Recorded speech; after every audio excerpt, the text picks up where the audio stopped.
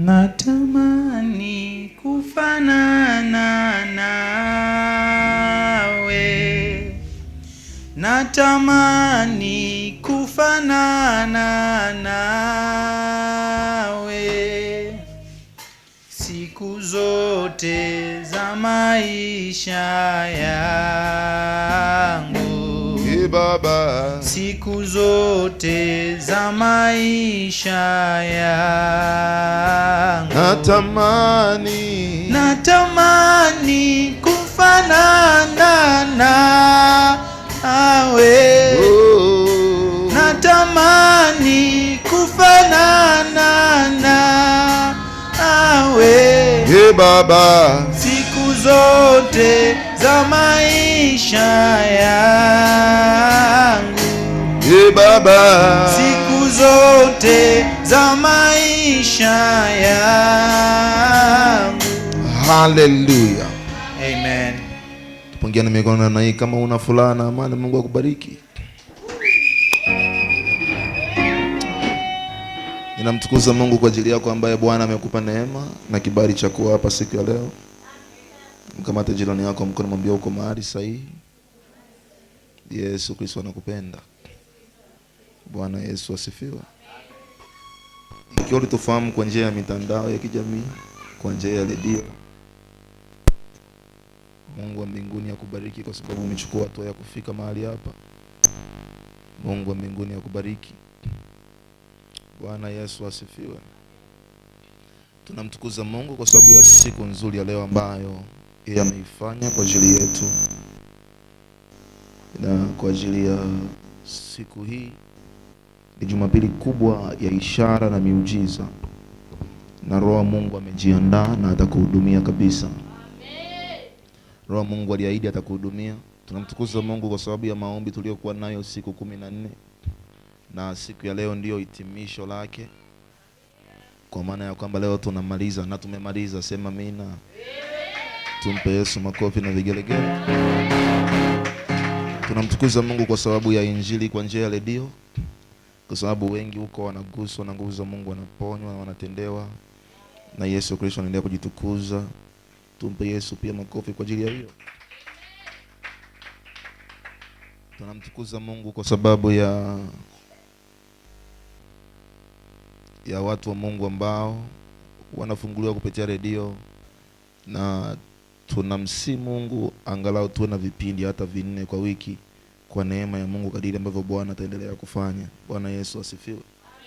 Lakini pia tunamtukuza Mungu kwa ajili ya ujenzi wa kanisa, kwa sababu kama tulivyosema Jumapili iliyopita kwamba inatakiwa angalau Jumapili hii ndio iwe mwisho wa kumwabudu Mungu hivi na changamoto hii. Kwa hiyo kuanzia Jumapili ijayo tunaamini Mungu kwamba Mungu atakuwa ameshafanya jambo kwa ukubwa. Sema amina.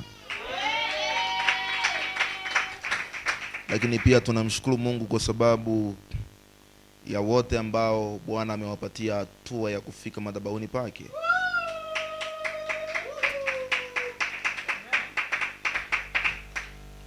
Namshukuru Mungu kwa ajili ya zoni ya Kisesa. Kwa hiyo siku ya leo pia nitakuwa na kikao na watu wa zoni ya Kisesa wanaotoka Kisesa. Nitakuwa na kikao na mchungaji wao na yule kiongozi wao aliyekuwa anawasimamia wakati wa tegemezo. Lakini pia tutakuwa na kikao na mchungaji wa zoni ya wapi Kagumu mpaka kule Tambukareli. Naona leo hayupo. Bwana Yesu asifiwe. Na kiufupi tutakuwa na vikao na watendakazi wote wa madhabahu haya. Lakini pia tunamshukuru Mungu kwa ajili ya maombi yanayoendelea online kila siku ya Jumatatu mpaka Ijumaa. Mungu akubariki wale kwa ukishiriki maombi hayo. Mungu wa mbingu na nchi akutendee muujiza na kutokee katika jina la Yesu. Naziamuru mbingu ziseme kwa ajili yako. Na ninaziamuru mbingu zifanye kwa ajili yako. Hallelujah. Tulikuwa hapo na watu walikuwa wanajitahidi kuanzia Jumatatu mpaka Ijumaa. Na huo ni muendelezo kila siku ya Jumatatu mpaka Ijumaa kuanzia saa 5 mpaka saa 7 usiku. Kuna umuhimu wa maombi ya masaa hayo, nitakufundisha siku moja na kadiri tunavyozidi kuendelea. Bwana Yesu asifiwe. Lakini pia tunamtukuza Mungu kwa ajili ya maombi ya intercessors, waombezi na wana maombi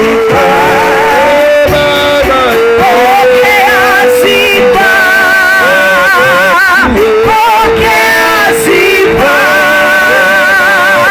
Pokea sifa.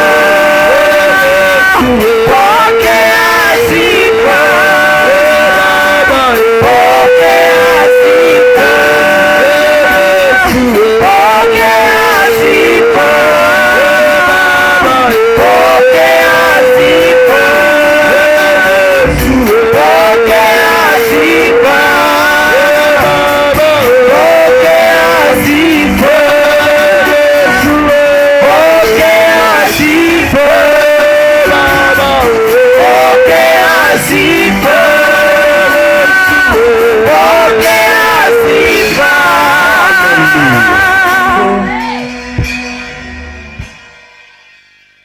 Haleluya, haleluya. Amen. Haleluya, haleluya. Amen. Jumapili hii kubwa ya ishara na miujiza, nataka uandike na tujifunze, na Mungu wetu akuhudumie na Mungu wa mbinguni akuhudumie kabisa na kuguse. Jumapili ya ishara na miujiza. Nitakufundisha kwa nini ishara na miujiza. Why signs and wonders? Kwa nini ishara na miujiza? Kwa nini ishara na miujiza? Kwa nini ishara na miujiza? Ishara na miujiza kwanza ni matendo makuu ambayo Mungu anayafanya kwa watu wake, tofauti na vile watu wanavyotarajia kama ingefanyika, na tofauti na vile watu wanavyodhania kama ingefanyika. Ishara na miujiza ni matendo ambayo Mungu anayafanya kwa watu wake, tofauti na vile ambavyo watu wangetarajia kama ingefanyika, na tofauti ambavyo watu walifikiri kwamba itafanyika. Ishara na miujiza, mkubariki. Ishara na miujiza ni matendo ambayo Mungu yafanya kwa watu, tofauti na vile ambavyo watu hao walitarajia kama itafanyika. Sema amina. Ishara na miujiza ni yale ambayo Mungu anayafanya kwa watu, tofauti na vile watu walivyodhani kama itafanyika. Mwambie jirani kama itafanyika.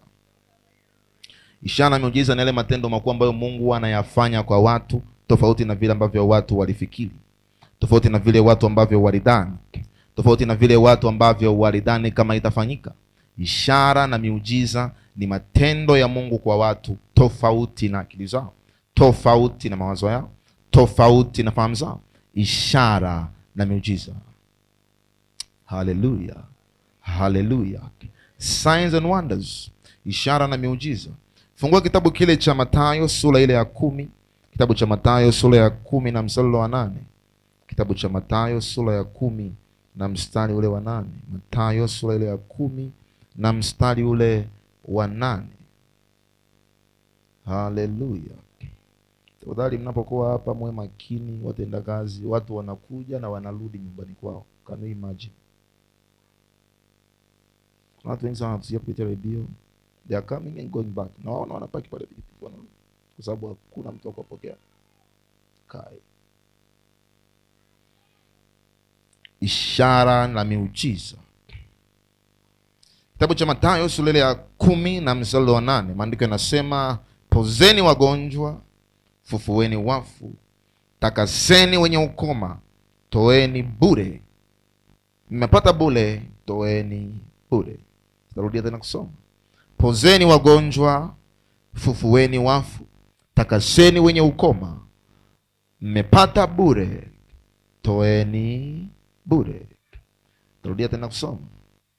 Kitabu cha Mathayo sura ya 10 mstari wa 8.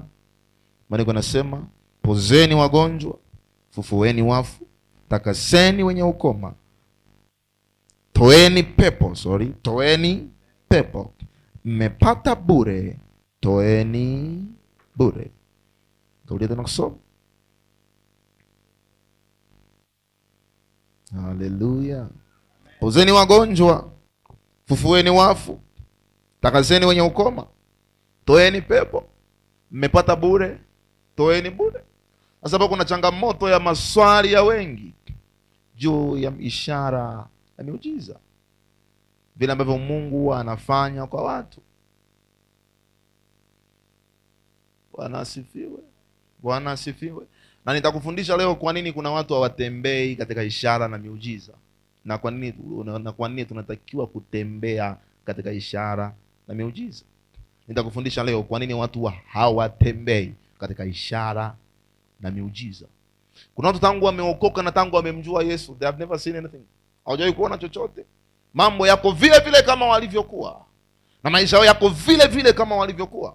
Siku moja nilikwambia, ukiona mtu amempata Yesu na hajapata badiliko, kuna mambo mawili: aidha ni kifungo au hajapata maarifa na ufahamu. Kwenye ishara na miujiza, jambo la kwanza kabisa tunaanza na eneo la maarifa. Na eneo la maarifa, maandiko yanasema watu wangu wanaangamia. Watu wanaangamia na mateso, watu wanaangamia na magonjwa, watu wanaangamia na giza, watu wanaangamizwa na uchawi, watu wanaangamizwa na ushirikina, watu wanaangamizwa na nguvu za kichawi na za giza, kwa sababu hawana maarifa. Watu wangu wanaangamia kwa sababu ya kukosa. Na kuna maarifa ya namna ya kutembea katika ishara na miujiza. Na kama kwenye maarifa haya watu wa Mungu hawatatembea sawa sawa, hawataziona ishara wala ile miujiza kama ambavyo wangetakiwa kuona.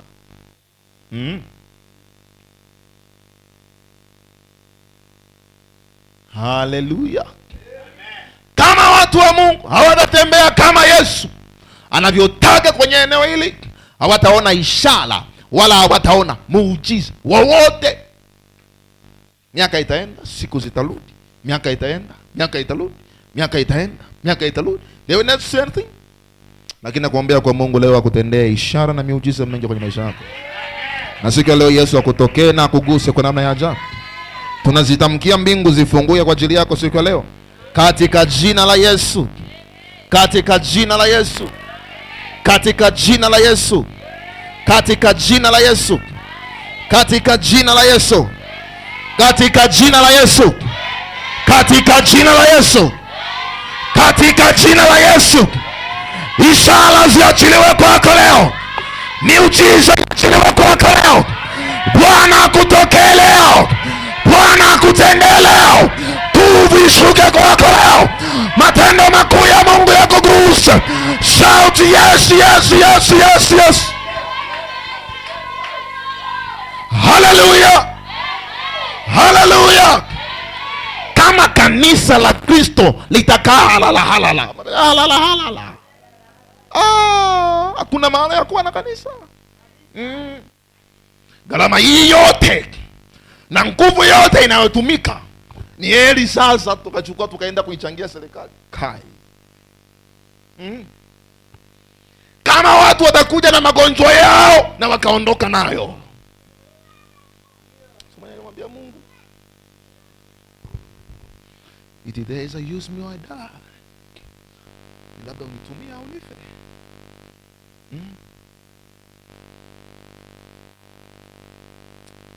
Hallelujah. Hallelujah. Hallelujah.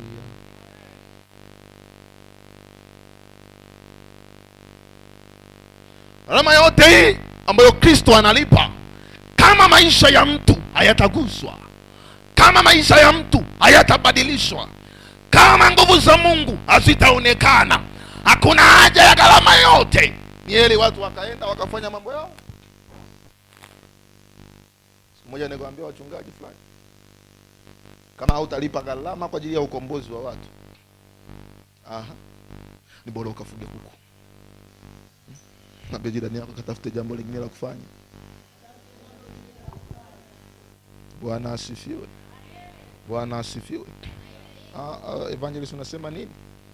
Apostle unasema nini? Maandiko yanasema Yesu Kristo akawaambia, nendeni kafufueni wafu. Kuna jambo kubwa kama hilo? Haleluya. Kufufua waliokufa ni agizo. Na ni agizo la nani? La Yesu. Kwa hiyo kama ni agizo, lazima lifanyike kama Yesu alivyoamuru. Sema amina. Kama ni agizo, lazima lifanyike kama Yesu alivyoamuru. Kama ni agizo la Yesu, lazima lifanyike kama Yesu alivyoamuru. Kama ni agizo, lazima lifanyike kama Yesu alivyoamuru.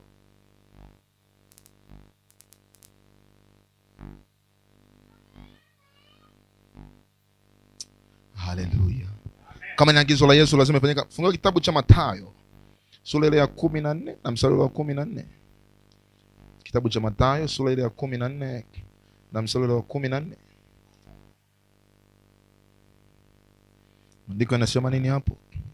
Kitabu cha Mathayo sura ile ya 14 na mstari wa 14. Maandiko yanasema Yesu akatoka, akaona mkutano mkuu, akawahurumia, akawaponya wagonjwa wao.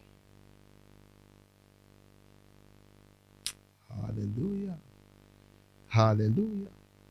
Yesu alipoona mkutano mkuu, akatoka, akawahurumia, akawaponya magonjwa yao. Akatoka, akahurumia mkutano, akawaponya magonjwa yao. Signs and wonders, ishara na miujiza huwa zinafanya kwa sababu ni rehema za Mungu. Mungu huponya watu magonjwa, huwa anawaponya watu magonjwa kwa sababu ya rehema zake. Mungu kuwasaidia wengine, huwa anawasaidia watu kwa sababu ya rehema zake. Tunapozungumza rehema, tunamaanisha huruma za Mungu. Yesu Kristo alipotoka akawahurumia. Kwa hiyo kitendo cha Mungu kumsaidia mtu ni kwamba Mungu ameonesha kiwango fulani cha huruma. Na ndio maana watu wa Mungu wanaenda mbele za Mungu, na maombi mengi ya watu ni maombi ya kutafuta huruma ya Mungu. Bwana asifiwe. Maombi mengi ya watu ni ya kutafuta huruma ya Mungu. God's mercy, rehema za Mungu. Na Mungu anajifunua kwenye eneo la rehema na kuwatendea watu wake. Na mimi nakuombea kwa jina la Yesu, Bwana afunue rehema yako kwake. Bwana afunue rehema yako kwake. Bwana afunue rehema yake kwako. Ukisoma kitabu cha Mathayo hii 14, ukiendelea mpaka mstari wa 15, maandiko yanasema, hata kulipokuwa jioni, wanafunzi wake walimwendea, wakasema, mahali hapa ni nyika tupu, na saa imekwisha pita. Waage mkutano waende zao vijijini, wakajinunulie vyakula. Yesu akawaambia, hawana haja ya kwenda zao, wapeni nyinyi vyakula. Wapeni nyinyi vyakula. Hawana haja. Tena wanafunzi wakamwambia Yesu, ibada imekuwa ndefu sana. Mali hapa ni nyika. Ibada imekuwa ndefu. Waache waende wanafunzi wakale. Waache watu waondoke, mahali hapa ni nyika. Watu muda umepita sasa, muda umekuwa mrefu. Wameabudu mno, wamesali sana. Acha waende. Masaa yamekwenda. Yesu akamwambia hakuna haja ya kuondoka. Hakuna haja ya kwenda kwenye vijiji vyao. Waache wakae hapa hapa. Akamwambia wanafunzi, wapeni nyinyi vyakula. Wapeni nyinyi vyakula.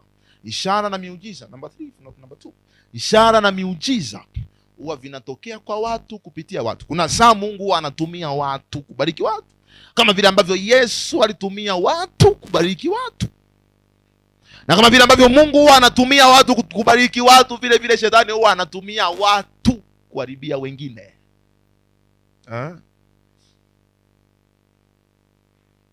Ni ukweli usiopingika kwamba shetani huwa anatumianga watu kuharibu wengine, kwa sababu haji na mbawa. Na ndio maana kuna wachawi. Ukisoma kitabu cha Ufunuo, kinazungumza kuhusu huko nje kuna akina nani. Huko nje kuna akina nani. Huko nje kuna akina nani. Nje hizi kuta, kuna akina nani. Anasema huko nje kuna wachawi. Huko nje kuna wachoyo. Huko nje kuna mbwa. Ndio maana ni muhimu kulifundisha kanisa juu ya ishara na miujiza. Kanisa la sasa limepoa kwa sababu kwenye eneo la kumtambulisha Yesu waliembeba, wanaona kama ni uchawi.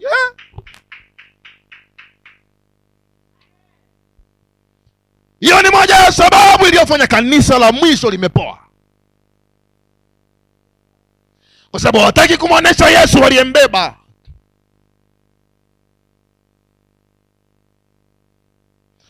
Utamhubirije Yesu ambaye hawezi kuonesha nguvu zake? Hiyo ni kati ya sababu ya kanisa la mwisho kupoa. Na watu wameenda kanisani kama wameenda kwenye kikao, kwenye mkutano wa chama. Wanaambiana maneno mawili matatu, wanaimba, wanamaliza wanasalimiana, wanamaliza wanaenda nyumbani. Haina tofauti na mtu alienda kwenye chama. Haina tofauti na mtu alienda kwenye fogongo. Una fogongo. Kwenye isa. Kwenye nzengo. Kwa sababu wakienda kwenye nzengo wanaenda na magonjwa yao. Wanarudi na magonjwa yao. Wanaenda na umaskini wao. Na wanarudi nao. Wanaenda na tabu zao. Na wanarudi nazo. Wanaenda na ufukara wao. Na wanarudi nao. Wanaenda na shida zao. Na wanarudi nazo. Wanaenda na tabu zao. Na wanarudi nazo. Kama kanisa la Mungu alitaamka kwenye eneo hilo, kanisa la Mungu siku za mwisho. Lakini Bwana amesema huu ni wakati wa uamsho. Huu ni wakati wa uamsho. Kuliamsha kanisa la Tanzania. Naye anakwenda kuliamsha kanisa la Afrika. Na nguvu zake zinakwenda kuwa kubwa kwa watu wake. Matendo yake yanakwenda kuwa ya ajabu kwa watu wake. Bwana anakwenda kuliamsha kanisa la Afrika. Naye anakwenda kuliamsha kanisa la Tanzania.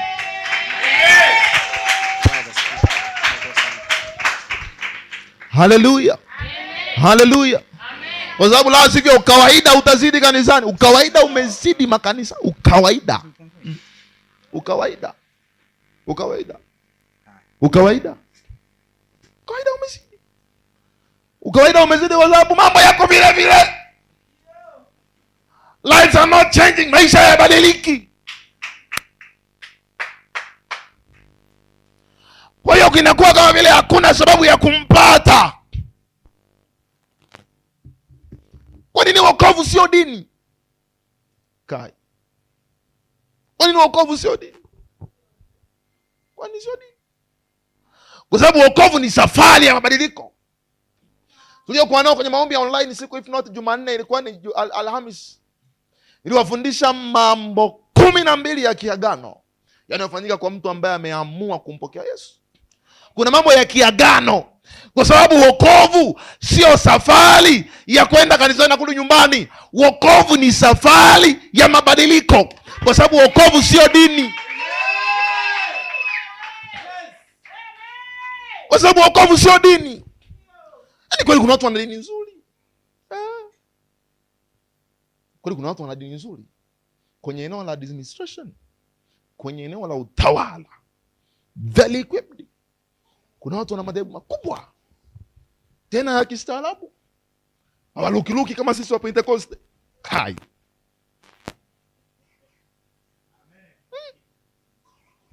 Wanapoenda mbele za Mungu wanaenda kama wanaenda kweli mbele za Mungu. Very humble. Nyenyekevu mpaka mwili umenyenyekea. Lakini huwa nawaambia dini ni mpango wa mwanadamu wa kumtafuta Mungu. Kwa hiyo kwa dini hakuna mtu anaweza kumuona Mungu. Kwa sababu hakuna chochote cha mwanadamu kilichokamilika. Ndio maana dini zilikuwepo kabla ya Yesu. Hata Yesu alizikuta dini. Alikuta wakuu wa makuhani. Can you imagine? Mazee makuu ya makuhani. Kuna mazee madini ya Kiyahudi. Kuna wazee wa Yahudi wamefuga ndevu mpaka hapa. Wamesoma Biblia, kitabu cha mambo ya Walawi. Wala msinyoe denge. Wala msichonge ndevu. Wala msikate. Wamefuga ndevu zimefika mpaka hapa. Alafu kwenye zile ndevu wamechomeka vijiti vya amri za Mungu. Wanashika tu zile ndevu zao. Zinafika mpaka hapa. Wanashika tu usiibe, usizini, usiue. Useme Yesu aliwakuta wameishika sheria na wameishika amri ya Musa. Hata saa ambapo Yesu aliponya wagonjwa, ishara na miujiza ilipofanyika, wakasema huyu ni nani? Huyu ni nani? Ametuletea moto wa kigeni kwenye dini yetu. Ametuletea moto mpya kwenye dini yetu. Ametuletea vitu vya ambavyo hatujavizoea. Eti vipofu wanapona. Eti mwanamke alikuwa na mzigo mgongoni, anatoka anapona. Wakati mwingine akawaponya kwenye masinagogi yao, kwenye makanisa yao, ndani ya mahekalu, kaya manama sotaya. Wakasema kwa nini anawaponya siku ya Sabato? That means wakati Yesu anakuja dini alizikuta. Kwa sababu dini ni mpango wa mwanadamu wa kumtafuta Mungu. Hata sasa ukiamka kesho asubuhi ukasema uanzishe dini, hakuna atakaye kukuzuia kama hujavunja sheria ya nchi. Ndio maana kuna watu wana madini yao. Nasikia anakuambia mimi sihubiri habari za Yesu. Kwanza habari za Yesu ni za kizamani sana. Mimi nahubiri habari za kisasa. Habari za Mungu mimi huyu. Kai.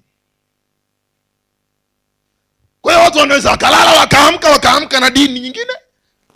Ana maana kuna watu walikuwa wanaabudu miti, wanaabudu vichuguu, wanaabudu mikuyu. Kienda kule Nyamswa, kuna mti mmoja umezungushiwa, uruhusiwa hata kukata jani la ule mti, unaitwa omongwe, unaheshimika.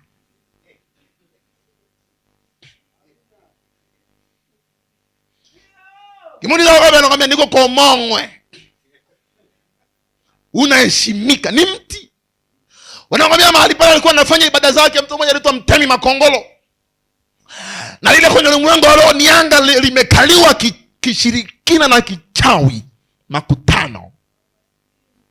Kwa hiyo adui amefunika giza kwenye anga lile, kwa sababu wanadamu wanaweza wakalala wakaamka wakaamua waabudu kitu fulani. Na ndio hiyo concept ambayo Yesu alikuja kuitoa duniani, kwa sababu watu wamehangaika mno kumtafuta Mungu. Yesu akaja akasema, mimi ndimi njia ya kweli na uzima. Kaya manama radia manama, mimi ndimi njia ya kweli. Watu wamekumtafuta Mungu, maanake wanatafuta njia ya kumwona Mungu. Watoto wao wapone, wamwone Mungu. Maisha yao yabadilike, wamwone Mungu. Hautasema umemwona kama hakuna alichokutendea. Hautasema umemwona kama hujaona ishara. Ndio maana hata Musa alipokutana na Yesu akamwambia Mungu, nionyeshe ishara. Ikiwa ni kweli ni wewe, nionyeshe ishara, nami naziamuru mbingu zikuonyeshe. Naziamuru mbingu zikuonyeshe. Haleluya. Gideon alipokutana naye malaika akamwambia, ikiwa ni wewe Mungu, nionyeshe ishara. Nionyeshe ishara. Mbona nimeteseka miaka yote hii? Ulikuwa wapi? Gideon akamwambia, ikiwa ni wewe, nionyeshe ishara. Mbona nimeumizwa miaka yote hii? Ikiwa ni wewe tumekutana leo, nionyeshe ishara. Umekuja mahali hapa moyoni mwako, mwambie Mungu, ikiwa nimekutana na wewe leo, ikiwa nimekutana na mtumishi ambaye ulimuita wala hakujiita, nionyeshe ishara. Haleluya. Nionyeshe. Gideon alipokutana na malaika wa Bwana hakuishia tu kama nimekutana na malaika, akamwambia nionyeshe ishara. Akamwambia chukua ngozi weka. Akaitoa imekauka. Akairudisha ikawa mbichi. Kwa hiyo akasema basi baba inatosha. Nimeona. Musa kaweka mikono mfukoni, ikatakasika. Akatoa ina ukoma. Akarudisha ikatakasika, akasema basi baba nimeona. Saa yoyote ukiona unapinga ishara, unaziita uchawi, wewe ni mchawi na umelogwa sana.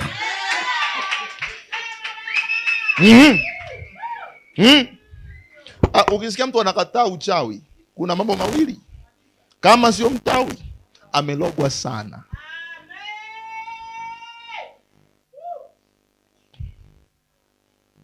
Na kama mtu anakataa nguvu za Mungu, kuna mambo mawili. Kama sio mchawi, ni mpinga Kristo. Kuna watu wameinuka kama wapinga Kristo kwenye kanisa na hawajui. Kuna watu wameinuka kama wapinga Kristo kwenye kanisa na hawajui kama ni wapinga Kristo. Yesu mwenyewe alisema, fufueni wafu, pozeni wagonjwa, toeni pepo. Yaani maana yake mtu asije na mapepo ya zinaa akaondoka nayo, asije na roho ya talaka akaondoka nayo, asije na uchawi akaondoka nao, kwa sababu wanadamu walikuwa na njia zao za kumtafuta Mungu. Ndio maana kuna wengine wameng'ang'ania kwenye hizo njia za kumtafuta Mungu. Hakuna kifungo kibaya pia kama kifungo cha dini. Can you imagine? Nimewahi kumhudumia mtu mmoja, nikamhudumia na Mungu akamtendea. Alafu mwishoni akaniambia, lakini sasa unajua mimi dini ya baba yangu. Mwambie nisikilize, dini haipeleki mtu mbinguni. Na wala mimi sikwambii kuhusu dini, nakwambia kuhusu Yesu aliyekuja kuwatafuta watu. Ishara na miujiza ya Kristo itokee kwako siku ya leo kwa jina la Yesu. Haleluya, haleluya. Kwa hiyo mtu asikutaabishe. Ukisikia mtu anakuambia usinitaabishe, moyoni mwangu ninazo chapa za Yesu.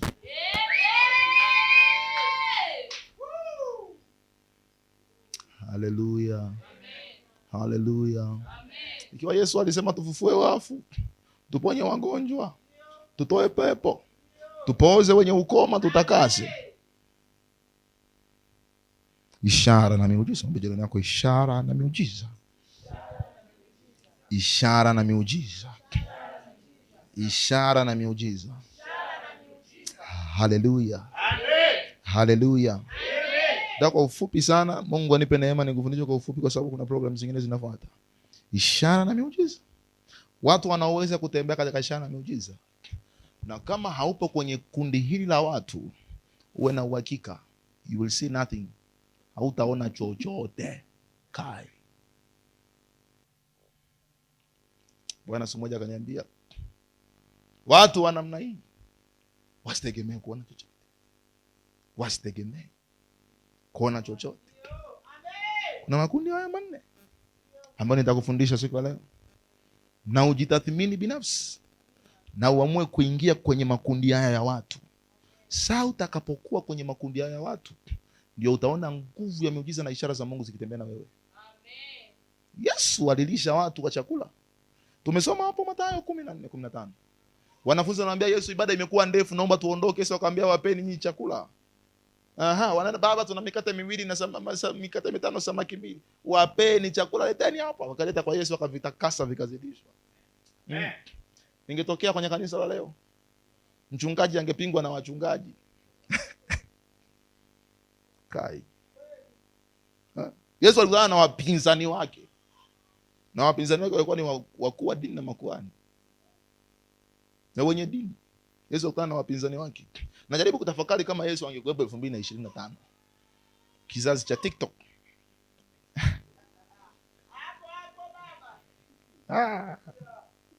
Wangemuita tapeli wa kutupa. Wangemuita mchawi, Freemason. Kwa sababu kitu ambacho shetani amepandikiza kwenye mioyo ya watu, amepandikiza wamuone ana nguvu kuliko alizonazo Mungu. Na unaona mtu mwingine ni mlokole, anasema yeye ni wale walivyonifanyia mimi, nimeshindwa. Yuko wapi Mungu wako? Yesu akawa na watoto na wanafunzi wake kwenye mashua, wanavuka kwenda ng'ambo. Dhoruba. Wakaanza kuhangaika. Wakaanza kuchota maji. Wanamwaga nje. Wanafikiri Yesu ni kama paroko wao. Wanatoa maji. Wanamwaga nje. Walipoona muda umepita, wakaona lakini ni kama anadharau. Hivi si neno kwako kuona tunaangamia? Yaani maana yake na wewe si uje tushirikiane, tuone kama atufi leo, tutoe maji kwenye mtumbwi. Nilikwambia siku moja, kama hujamjua Yesu hautamuona akijifunua kwako. Wanafunzi wamemjua, wanamuona kila siku, lakini hawajamjua. Kwa hiyo kujifunua kwao ni changamoto. Yesu akasema, nitakaa nanyi hata lini, ninyi mwenye imani haba? Maana ya swali hilo ni kwamba nilikuwepo hapa, ninaweza kutuliza dhoruba, lakini hamkuniita katika eneo la kutuliza dhoruba. Watu wafuatao ni makundi manne ya watu ambao nitakufundisha leo, na tutakwenda kwenye shuhuda, na baada ya hapo utaziona nguvu za Mungu zikishuka kwako na Bwana atakutendea. Amen. Makundi manne ya watu. Nisikilize, ishara na miujiza. Yesu anaweza kukulisha saa ambayo unahitaji chakula. Hizo ndio ishara na miujiza.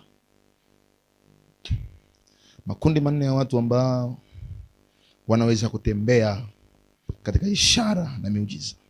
Kundi la kwanza ni watu wanaoweza kushukuru na kushuhudia matendo makuu ambayo Mungu anawatendea.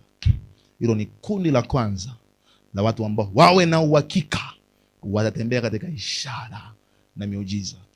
Nenda kanisa lolote, nenda madhabahu yoyote, ukikutana na madhabahu ambayo watu wa madhabahu hiyo wanakubali kumshuhudia na kumshukuru Mungu kwa matendo aliyowatendea, shuhuda hazikatiki.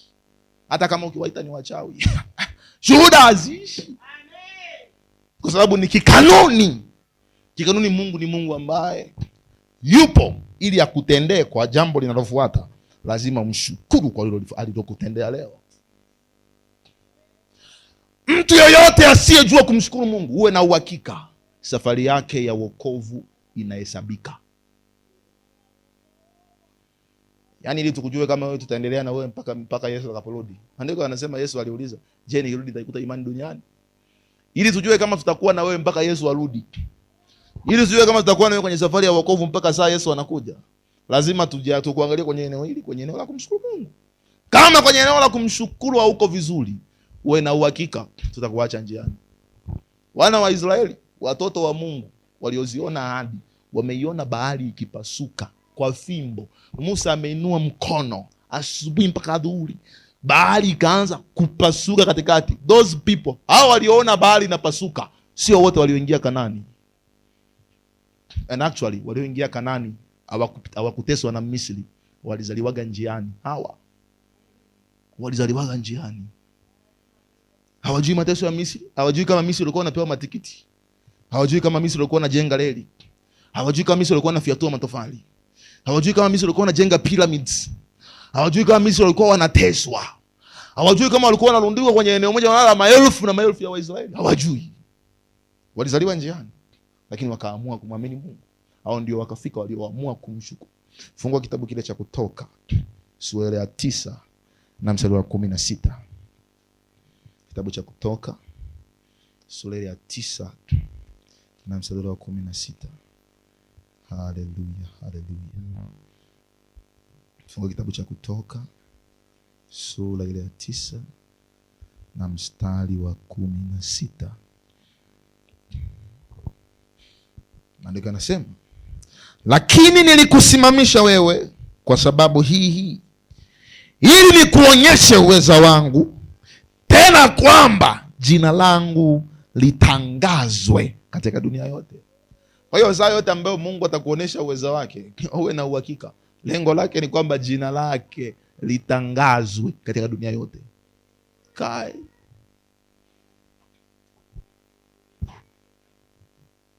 wangapi wananielewa? Saa yoyote ambayo Mungu atakuonyesha uweza wake. Wewe si uko hapo unasoma, unahitaji kuona uwezo wa Mungu ili ufanikiwe. Wewe si uko hapo kwenye maisha, unahitaji kuona uwezo wa Mungu. Saa yoyote ambayo Mungu atakuonyesha uwezo wake, uwe na uhakika, uwe saa yoyote ambayo Mungu atakuonyesha uwezo wake ni ili jina lake litangazwe katika dunia yote. Kama sivyo, hakuoneshi. Mwambie jina lako hakuoneshi. Na hapa ndio kwenye msingi wa kushuhudia na kumshukuru Mungu kwa matendo anayoyafanya. Nakwambia, nenda kanisani kwenu, kijijini kwenu, kaangalie. Watu wanatendewa, wanavuna. Wanavuna mahindi na wamshukuru Mungu kwa kuvuna mahindi kule kijijini. Ng'ombe za wengine zinapigwa na magonjwa na za kwake hazijafa na amshukuru Mungu. Kwa hiyo you will never see miracles. Hautaona miujiza, hautaona maajabu kwenye hilo kanisa hata siku moja. Na watu wa mle watabaki vile vile, miaka nenda, miaka rudi, miaka nenda, miaka rudi, mpaka saa ambayo kipengele kikizingatiwa utaona ishara za Mungu na miujiza kwenye maisha yako. Amen. Haleluya. Funga kitabu cha Zaburi sura ya 116 mstari wa 12 mpaka 17. Kwa hiyo tunaposoma hapo kwamba jina lake litangazwe katika dunia yote, maana yake ni watu wasimame na kuconfess. Maana ya kutangaza ni kutumia kinywa. Hivi unanielewa mpendwa? Maana ya kutangaza ni kutumia nini? Kinywa. Kwa ninamshukuru huyu Mungu amenifanyia 1 2 3 4 5 6. Sio kutumia moyo. Kai. Amina, hivyo namshukuru Mungu kimoyo moyo. Kimoyo moyo. Zaburi ya 116 mstari wa 12 mpaka wa 17.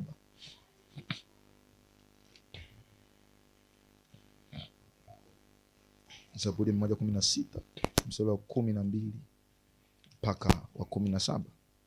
Maandiko yanasema hapa, nimrudishia nini Bwana kwa ukarimu wake wote alionitendea? Huyu ni Daudi anasema. Mstari wa 13, nitakipokea kikombe cha wokovu na kulitangaza jina la Bwana. Hapa ni kwenye eneo la kumshukuru. Anasema nitakipokea kikombe cha wokovu, yale ambayo Mungu amemtendea ndio kikombe cha wokovu, na kulitangaza jina la Bwana. Aha. Nitaziondoa nadhiri zangu kwa Bwana na mbele za watu wake wote. Sio chumbani kwake, sio nyumbani kwake, sio kimoyomoyo, mbele za watu wake wote. Kanisa lote ambalo litafuatisha kanuni hii ya kiroho liwe na uhakika, ishara na miujiza vya kumwaga.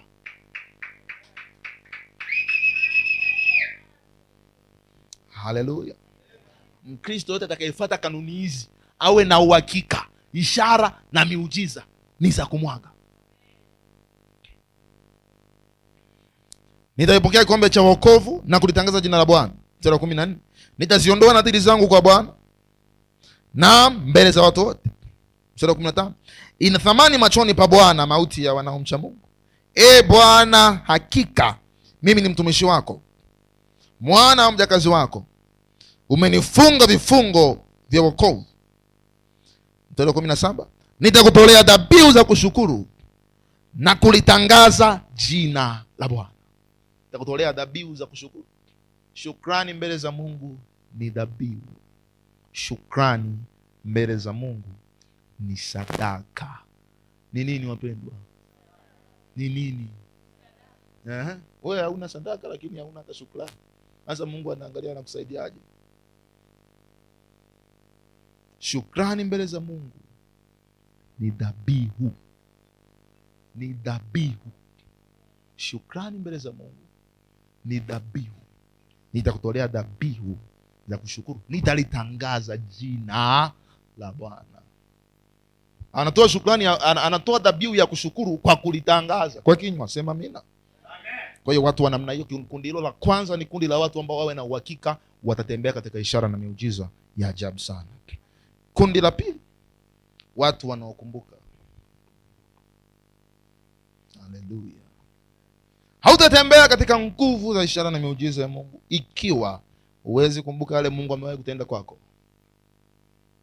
Ndio maana ili Gideoni aone nguvu na ishara za Mungu kwenye maisha yake, ili Gideoni aone nguvu za Mungu na ishara kwenye maisha yake, ili Gideoni azione nguvu za Mungu na ishara za Mungu kwenye maisha yake, alianza kwanza kumkumbusha Mungu, akamwambia, yako wapi matendo yako makuu ambayo tulisimuliwa na baba zetu, ya kwamba uliwavusha kutoka Misri, ukawapitisha kwenye bahari, ukawatendea matendo makuu. Yako wapi hayo matendo makuu? Mbona hatuyaoni?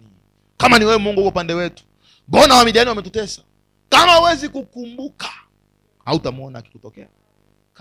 Sure. Kama huwezi kukumbuka, hautamuona akikutokea. Atakutokea tu ikiwa unaweza kukumbuka. Nikwambie kitu kimoja cha ajabu ambacho kitakushangaza. Israeli wote ambao hawakukumbuka hawakutokewa na Mungu na hawakufika Kanaani. Israeli wote ambao hawakukumbuka hawakufika Kanaani, kwa sababu walipopata njaa wakasahau kama bahari ilipasuka jana. Waliposikia kiu wakasahau kama jana ilikuwepo kwale, ilikuwepo na mana.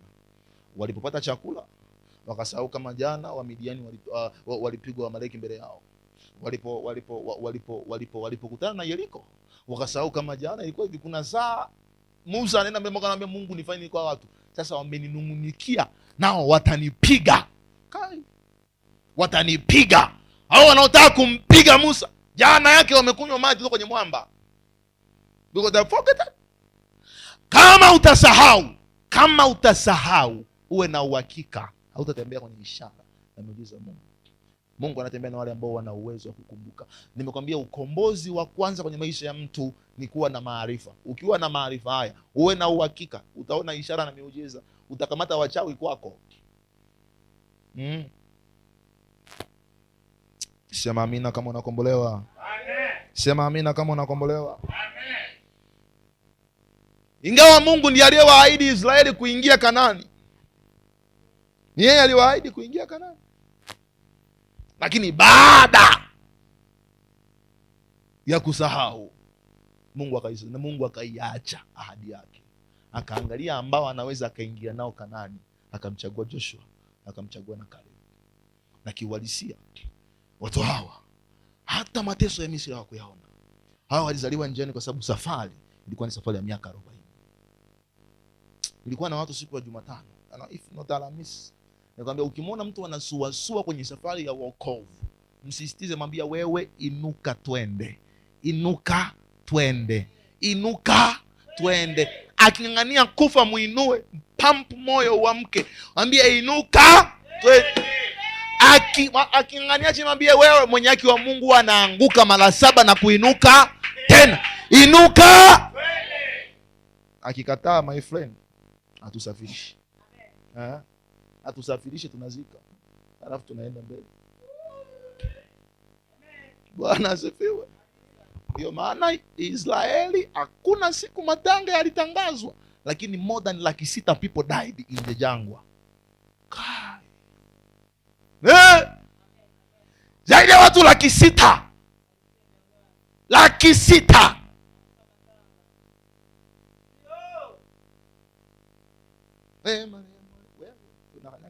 Hatusafirishi, hatusafirishi. Haleluya. Hatusafirishi. Ikiwa umesikia, inuka.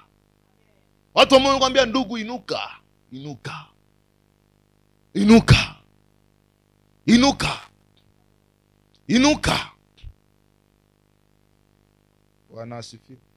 Mchungaji kama yule ambaye anaacha kondoo 99 anaenda kumtafuta mmoja, lakini usikubali kufa kawa kama Israeli, kwa sababu Mungu ataendelea kuwa Mungu, na Mungu ndiye Mungu ambaye jina lake litakuwa Mungu aliyewatoa Israeli Misri akawafikisha Kanaani, hata kama wewe ukufika.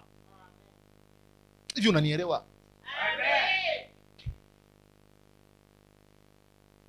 Ukifia njiani, Mungu ataendelea kuwa Mungu, na historia ilishaandikwa. Ni Mungu aliyewatoa Israeli Misri akawafikisha, hata kama wewe hujafanya nini. Ataendelea kuwa Mungu aliyewatoa Misri akawafikisha. Ataendelea kuwa Mungu aliyewatoa wapi? Akawafikisha, hata kama wewe. Na kwa nini haufiki? Na kwa nini haufiki? Kwa sababu unasahau yale ambayo Mungu amefanya kwako. Kwa sababu unasahau yale ambayo Mungu amekufanyia. Kwa sababu unasahau yale ambayo Mungu amefanya kwako. Ninakuombea Mungu akuguse. Ninakuombea Mungu akukumbuke. Ninakuombea neema ya kukumbuka. Ninakuombea neema ya kukumbuka. Ninakuombea neema ya kukumbuka. Ninakuombea neema ya kukumbuka. Ninakuombea neema ya kukumbuka. Ukumbuke aliyowahi kukufanyia. Ukumbuke alilokusaidia zamani. Ukumbuke matendo yake kwako. Ukumbuke alivyokuvusa wakati umechoka. Bwana akupe neema ya kukumbuka. Haleluya. Haleluya. Watu wa aina ya tatu. Kundi la tatu la watu ambao wawe na uhakika wataona ishara na miujiza ya Mungu kwenye maisha yao.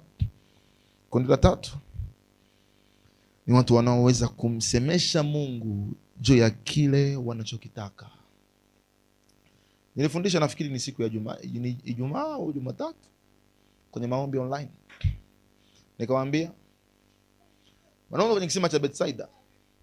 Yesu akamuuliza, unataka nikufanyie nini? Akasema, sina mtu akunitia birikani saa maji yanapotibuliwa. Yesu alikuwa hana shida na maelezo ya mtu wa kumtia birikani. Yesu alikuwa na shida ya anataka atendewe. Yesu Kristo asaidie. Amen. Yesu asaidie sana. Amen. Fungua kitabu kile cha Ezra sura ya 8 na mstari wa 21. Kuna kitu cha ajabu ambacho Mungu atakufundisha hapa.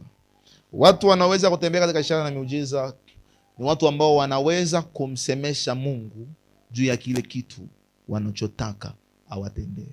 Huwezi kuongea naye juu ya kile kitu unachotaka kutendee, hautamuona akikutendea. Huwezi kumsemesha juu ya kile unachotaka kutendee, hautamuona akikutendea. Kwa hiyo uwe na ili utembee katika nguvu ya ishara na miujiza ya Mungu. Jambo la kwanza, uweze kumshukuru. Jambo la pili, ukumbuke. Jambo la tatu, uwe na uwezo wa kumsemesha juu ya unachokihitaji, juu ya unacho. Haleluya. Uwe na uwezo wa kumsemesha juu ya kile unachokihitaji. Ukiwa na uwezo wa kumsemesha, kitabu cha Ezra sura ya 8 na mstari wa 21. Ukiwa na uwezo wa kumsemesha juu ya kile unachokihitaji, uwe na uhakika yeye atatokea kwako naye atakusaidia kabisa. Atakusaidia kabisa.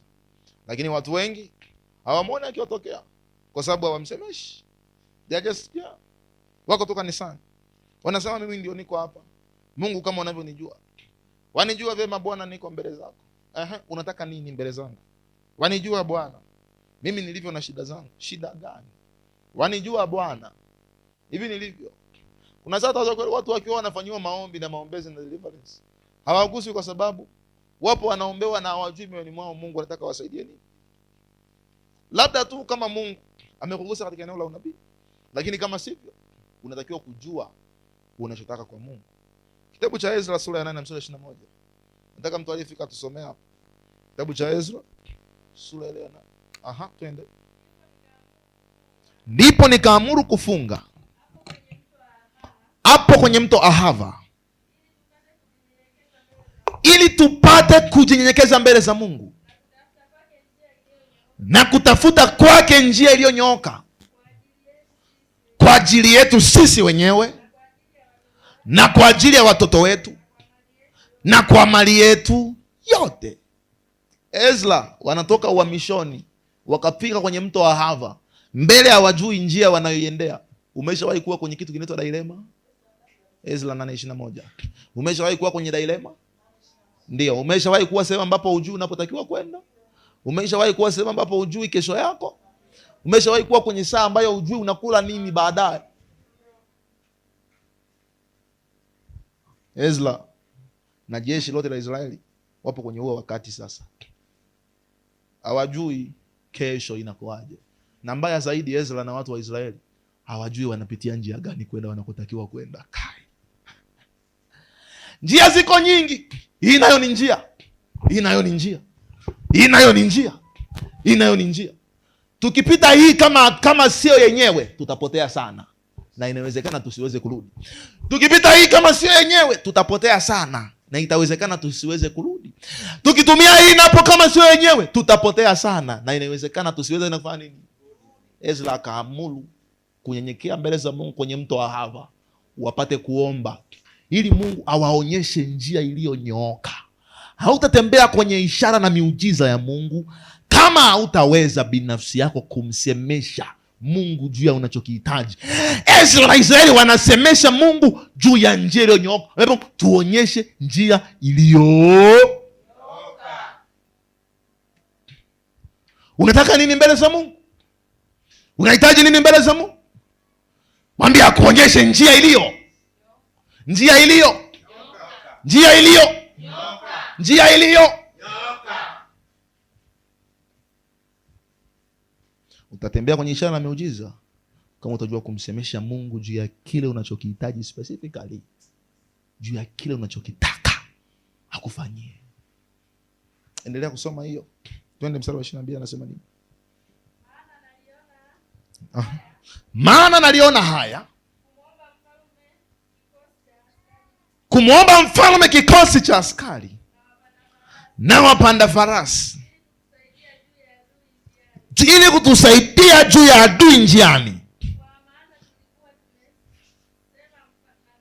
kwa maana tulikuwa tumesema na mfalme tukinena, mkono wa Mungu u juu ya watu wote wamtafutao, kuwatendea mema, bali uweza wake na ghadhabu yake ni kinyume cha watu wote wamwachao. Unasikia kitu ambacho kinampata Ezra? Anasema wafunge na kuomba kwenye mto wa Ahava ili Mungu awaoneshe njia iliyonyooka kwa ajili ya maisha yao, kwa ajili ya watoto wao na kwa ajili ya mali yao yote. Maana tumeona haya. Ezra anasema maana nimeona aibu. Nimeona aibu. Na kwa wakati nikiwa masomoni nilikuwa namwambia Mungu, sikiliza, Usiponisaidia watasema ona mchungaji amepata 0. Ona mchungaji amefeli. Kwa hiyo watakuaibisha. Unajua unamwambia nini Mungu specifically? Kwa hiyo watafanya nini? Watakuaibisha. Kwa hiyo Mungu nisaidie tu kwa ajili ya heshima yako. Inawezekana sistahili, lakini nisaidie kwa ajili ya heshima yako. Ezra anasema maana nimeona aibu kwenda kwa mfalme kumuomba maaskari na kumuomba wapanda farasi, maana nilishamwambia huyu mfalme asiyemtegemea Mungu, nikamwambia mkono wa Mungu uo pamoja na watu wote wanaomtafuta. Sasa nimeshamwambia mkono wa Mungu uko na wale wanaomtafuta, tena nirudi tena kwa mfalme kumwambia mfalme nisaidie, na nimeshamwambia mkono wa Mungu uko pamoja na wale wanaomtafuta, nirudi tena kumwambia mfalme nisaidie nipe farasi, akati nimeshamwambia mkono wa Mungu uko pamoja na wanaomtafuta, nirudi tena kwa mfalme kumwambia mfalme nipe wapanda farasi, akati nimeshamwambia mkono wa Mungu pamoja na wanaomtafuta.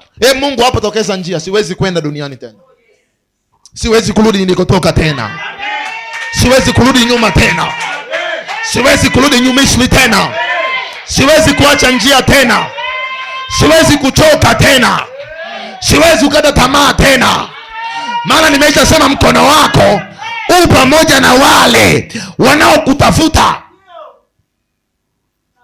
Bali kufika eneo kwenye maisha yako hauoni njia, hauoni mlango, hauoni mpenyo, na unawaambia watu unamtegemea Mungu.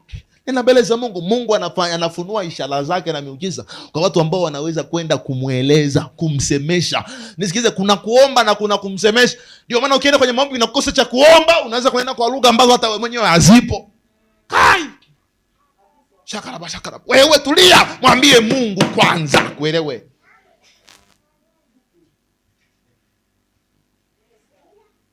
Haleluya. Amen. Ni kweli karama za rohoni zipo, na Mungu anaweza kukusemesha katika eneo la kunena kwa lugha, lakini Mungu anataka kwanza ujifunue wenyewe, useme naye. Una hali fulani kwenye maisha yako, speak to him. Speak to him. Msemeshe Mungu, mwongeleshe. Bwana asifiwe. Ezra aliona aibu kurudi, na kushangaa wewe unarudi na ulishawaambia kwamba unamtegemea Mungu. Sasa sijui umestaafu kwenye eneo la kumtegemea Mungu au tukusubiri mpaka hilo jaribu liishe. Mtu mmoja akakutana na dhambi fulani ikawa inamzinga kwa upesi, dhambi ya zinaa. Akasema sasa Bwana, naomba niache uwanakwaya wangu nje. Niache hizi zinaa, niache kwanza ulokole nje. Hapa naingia sio mimi. Kai. Fungua kitabu kile cha Marko sura ya 10 mstari wa 50 mpaka 51. Nasikia wingu limeshuka. Na Yesu yuko tayari kuhudumia watu wake siku leo. Fungua kitabu kile cha Marko sura ile ya 10 mstari wa 50 mpaka ule wa 51. Kitabu kile cha Marko sura ile ya 10 mstari wa 50 mpaka 51. Marko 10 ndio kuanzia mstari wa 50 mpaka 51. Ndio. Akatupa vazi lake akaruka akamwendea Yesu. Akatupa vazi lake akaruka akamwendea Yesu. Yesu akamjibu akamwambia, wataka nikufanyie nini? Yule kipofu akamwambia, mwalimu wangu, nataka nipate kuona. Yesu akamwambia, enenda zako, imani yako imekuponya. Mara akapata kuona. Akamfuata njiani. Huyu ni Bartimayo, yule kipofu. Yuko kando ya njia, akasikia watu wanapita, akasikia kelele, akauliza ni nani? Akamwambia ni Yesu mwana wa Nazareti. Akaanza kuita mwalimu, Yesu wa Nazareti, mwana wa Daudi, unirehemu. Mwana wa Daudi, unirehemu, maana yake unihurumie. Kai. Sasa Yesu anajiuliza anamhurumia kwenye eneo gani? Ampe hela ya kula mchana? Kwa sababu ni kipofu kweli, anaomba. Amekaa barabarani. Labda haombi kupona, labda anaomba hela ya kula mchana. Yesu anakuona unamwambia Yesu nihurumie, naye anakuangalia anajiuliza nikuhurumia kwenye eneo gani? Bwana asifiwe. unihurumie. Yesu anasema akaluka mpaka akatupa nguo zake. Hiyo unaweza ukaimagine kile alikuwa anakifanya Bartimayo hapa. Yaani maana yake akasema hapa ngoja nichanganyikiwe ili mpaka ageuke. Maana wanafunzi kuna swali walikuwa wanamzuia usimpigie kelele mwalimu. Huyu ni mwalimu wetu bwana. Akaluka akatupa nafasi. Unihurumie bwana. Yesu akarudi akamwambia unataka nikutendee nini? Akamwambia nataka nipate kuona tena. Yesu akamjibu akamwambia maombi yamekuponya. Wala kuluka kwako kumekuponya. Wala sauti yako kubwa imekuponya. Akamwambia imani imefanya nini?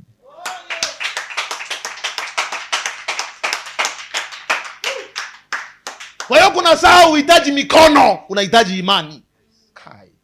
Baba je niwekea mkono leo. Kuna saa uhitaji kuwekewa mkono. Utaota kipala.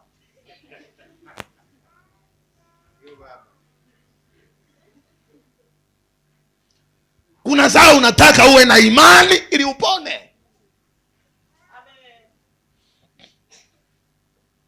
Imani. Imani. Imani. Imani.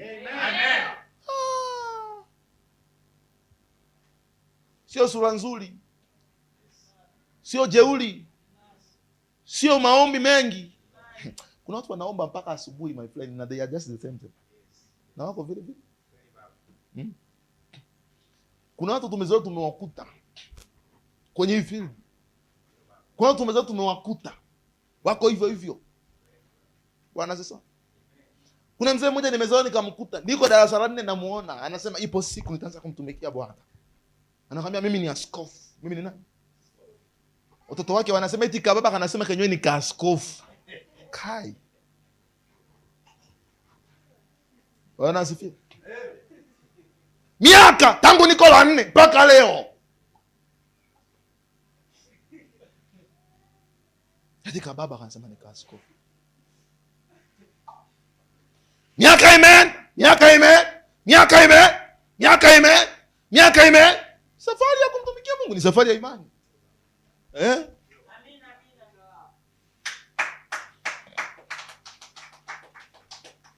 Safari ya maisha ni safari ya imani.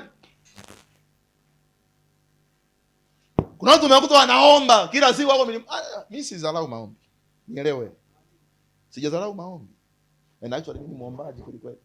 Naenda mtandaoni saa 5 mpaka saa 7 naomba. Na mkimaliza kuomba sio kama nimemaliza kuomba. Naendelea kuomba mpaka mnaamka naomba. Lakini maombi ya mwenye haki yafaa sana akiomba kwa bidii, ni kweli.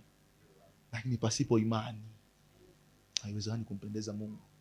Kama haumpendezi Mungu hata kama uombe mpaka asubuhi, haumpendezi tu na hautapata chochote kutoka kwa Mungu. Kwa kelele. Sababu Mungu unapoomba, nimeshakwambia hivi, Mungu huwa anasikiliza moyo kuliko anaposikiliza maneno ya mdomo. Yuko sensitive kwenye moyo wako kuliko mdomo.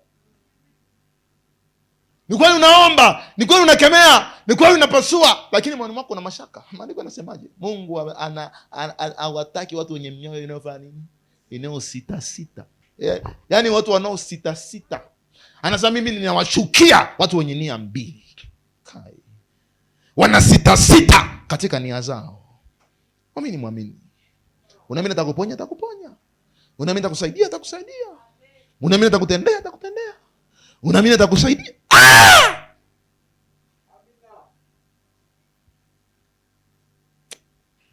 Wako wapi wenye imani hapa wamshangilie Yesu? Muulize jirani yako uko tayari leo kumwambia Mungu unachokitaka na akufanyie? Haleluya. Fungua kitabu kile cha Yohana sura ya 5 na mstari wa 7. Kitabu kile cha Yohana sura ya 5 na mstari wa 7. Nitasoma kwa haraka kwa sababu ya muda na yale ambayo tunakwenda kuyafanya hapa na Mungu anavyokwenda kushuka na nguvu zake hapa. Maandiko yanasema kitabu cha Yohana sura ya 5 na mstari wa 7. Maandiko yanasema yule mgonjwa akamjibu Bwana, mimi sina mtu wa kunitia birikani maji yanapotibuliwa, ila wakati ninapokuja mimi mtu mwingine ushuka mbele yangu. Yesu akamwambia, simama, jitwike godoro lako uende. Kai.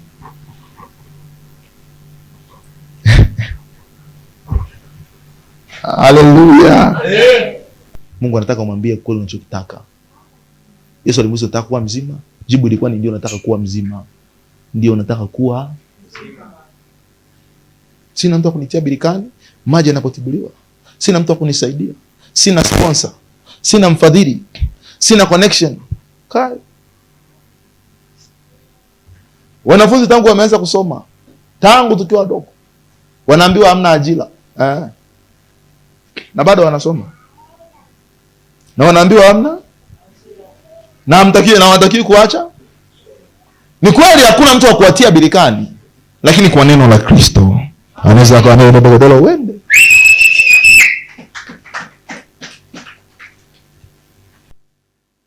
Bwana atusaidie sana. Bwana atusaidie sana. Unalijua neno la Kristo? Neno la Kristo linakuja kwa namna gani? Kwa neno kutoka kwenye madhabahu ya Mungu, kwa neno kutoka kwenye neno la Mungu kwenye kusoma Biblia, na kwa neno kupitia watumishi wake. Ukiliamini neno hilo, uwe na uhakika una kigezo cha kukutana na ishara na miujiza ya Mungu. Amen. Namba 4. Na hii ndio kundi la mwisho la watu ambao wana uwezo wa kutembea katika ishara na miujiza. Watu wenye imani. Watu wenye imani. Watu wenye imani. Kitabu cha Waebrania sura ya 11 na mstari wa 6. Kitabu cha Waebrania sura ya 11 na mstari wa 6. Haleluya. Waebrania 11 na mstari wa 6. Waebrania 11 mstari wa 6. Tasoma kwa msaada wa Bwana. Ndio. Lakini pasipo imani haiwezekani kumpendeza. Lakini pasipo imani haiwezekani kumpendeza. Kwa maana mtu amwendeaye Mungu lazima aamini kwamba yeye yuko. Kwa maana mtu anayemwendea huyu Mungu lazima aamini kwamba yeye Mungu yuko. Na kwamba hakuwapa thawabu wale wamtafutao. Na kwamba huwapa. Rudia hiyo. Na kwamba huwapa thawabu wale wamtafutao. Wale wamtafutao.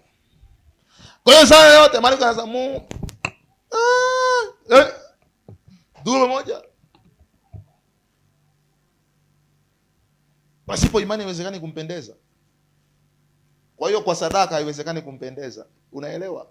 Kwa sababu Mungu hahongwi. Mwambie jirani yako hahongwi Mungu. Kwa machozi haiwezekani kumpendeza. Kwa kulia sana haiwezekani kumpendeza. Kwa imani ndio inawezekana kumpendeza. Hivi kuna watu wanamwamini Mungu hapa? Amen. Hivi kuna watu wanamwamini Mungu hapa? Amen. Hivi kuna watu wanamwamini Mungu hapa? Amen. Kwa imani haiwezekani kumpendeza. Kwa imani ndio njia ya kumpendeza. Unaweza ukatoa kila kitu mpaka vyote ulivyo navyo, kama umwamini huwezi kumpendeza. Unajua kwa nini Yesu alipokutana na yule mwanaume aliyekuuliza kuhusu wokovu? Yesu akamwambia hivi: waheshimu baba yako na mama yako, usiue, usizini, usiibe. Jamaa akamwambia Yesu, nikwambie kitu, mimi mama yangu alikuwa anaenda kanisani. Sawa? Kwa hiyo hayo mambo alinifundisha tangu nikiwa nani? Mdogo. Tangu nikiwa mdogo. Yesu akamwambia sasa sikiliza, wewe si mtajiri? Nenda uuze kila ulichonacho na uwagawie maskini, alafu nifuate. Jamaa akaangalia chini, akazoofika, akaondoka. Akasema Yesu atakuwa tapeli huyu. Kama unavyosema watumishi wa Mungu. Mungu akuhurumie. Akasema Yesu atakuwa haiwezekani aniambie niuze kila kitu. Niuze mpaka ile ng'ombe.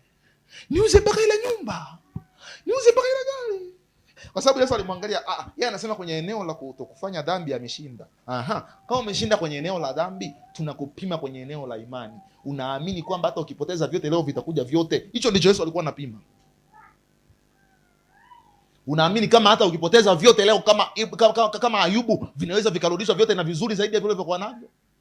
Yesu alikuwa hataki mali za yule jamaa. Yesu alikuwa hataki nyumba zake.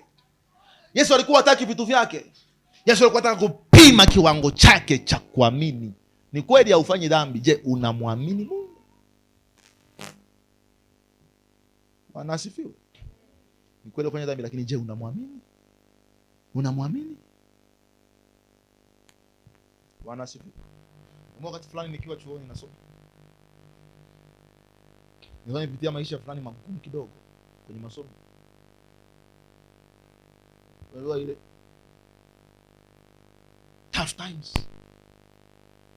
Nikawa na msimu Mungu ukinibariki nitakutumikia. Na wakati ukiwa na shida kuna saa, ndio maana Daudi anasema Mungu nitakushukuru utakaponitendea mbele za watu wako, na nitapiga kelele na kuhubiri matendo uliyonifanyia kwa watu kwa maneno ya kinywa changu, na nitazitoa nadhiri zangu. Watu wakiwa na shida ndio watu wanamwahidi Mungu mambo makubwa. Mambo mazito. Ndio maana nimekusomea Zaburi 116. Wakati huo nina shida, nina njaa. Ili nile mpaka nene niombe mtu, naomba niongezee 200. Nipate muogo. Nishushie na maji. Bwana asifiwe. Nikamwambia Mungu, sasa sikiliza Mungu. Ukinipa pesa zote utakazonipa zote nitakupa wewe. Yaani unifanye tu kama daraja, utakazonipa za kwanza zote nitakupa.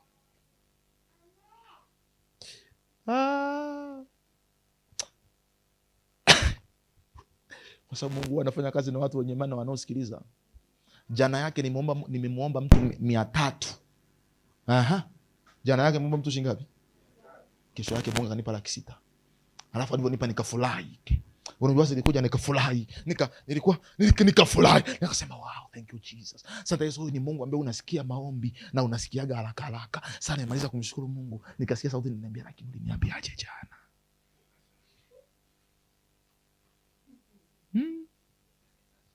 Uliniambiaje jana? Nikamwambia Mungu, nilisema nitakupa zote, lakini wewe ni Mungu wa huruma. Wewe ni Mungu. Hallelujah! Wewe ni Mungu wa huruma.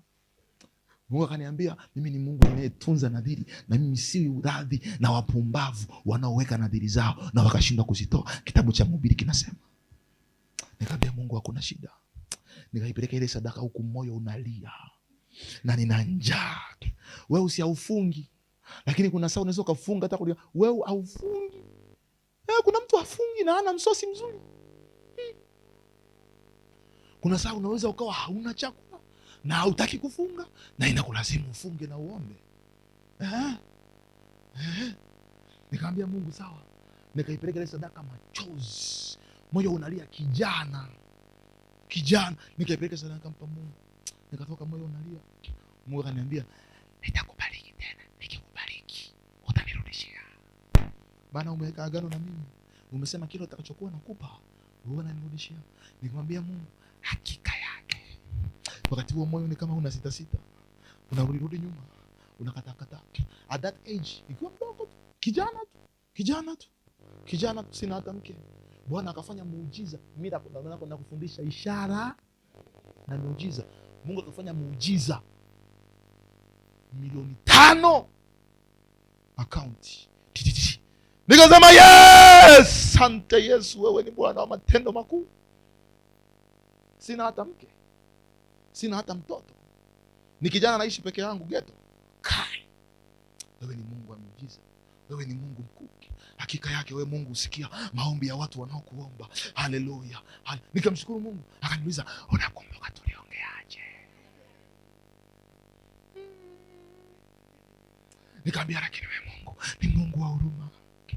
Nikakumbuka wakati huo, nikakumbuka ule wimbo wa Abiudi Misholi, mchungaji ule wa Mbeya, anaimba anasema mke wa Ayubu akawa anamwambia, Mungu gani huyu? Kufuru Mungu ufe, Mungu mkorofi, Mungu katili. Nikamwambia Mungu ni kweli, lakini Mungu sasa sikilizia. Mungu akasema hapana, kama ulivyosema, la sivyo ile agano litasimama. At that time nakumbuka nilipokuwepo, nikaondoka nikamwambia Mungu, nilisema nitakutumikia na kile utakachonipa. Ndio nikaondoka nikaenda nikanunua vyombo vya muziki, nikanunua magitaa, nikanunua drums, nikanunua vinanda. Nilipompa Mungu, ananiambia sawa. Sijakaa sawa, akafungua mlango mwingine. Alafu akaniuliza, unakumbuka tulisemaje?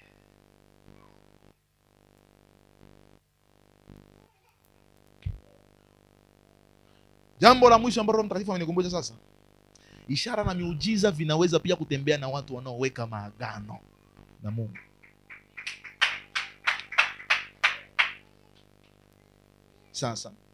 Sasa inafatana, unawekaje maagano na Mungu? Nisikilize. Ukiwa kwenye hali ngumu, kumbuka Mungu ni Mungu mshika na mtunza maagano. Kuna mtu alimwambia Mungu, ukiniponya nitakuwa natembelea yatima. Kai. Tangu alipopona akaachana na yatima. Tangu Mungu alivyomsaidia hataki kusikia masuala ya wajane na wagonjwa. Anasema unajua, nimekuja kugundua kwenye maisha usipokuwa mchoyo haufanikiwi. Umesahau.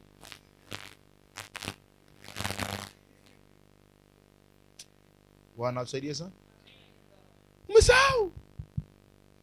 Umesahau. Weka maagano na Mungu. Ukiweka maagano na Mungu itakusaidia Mungu kujifunua kuliko ulivyodhani kama anaweza kujifunua. Ukiweka maagano na Mungu itakusaidia Mungu kujifunua kuliko ulivyodhani kama anaweza kufanya nini. Bwana asifiwe sana. Weka maagano, mwambie Mungu, ukinisaidia hapa nitakutumikia. Nitakuwa nakutolea fungu la 10.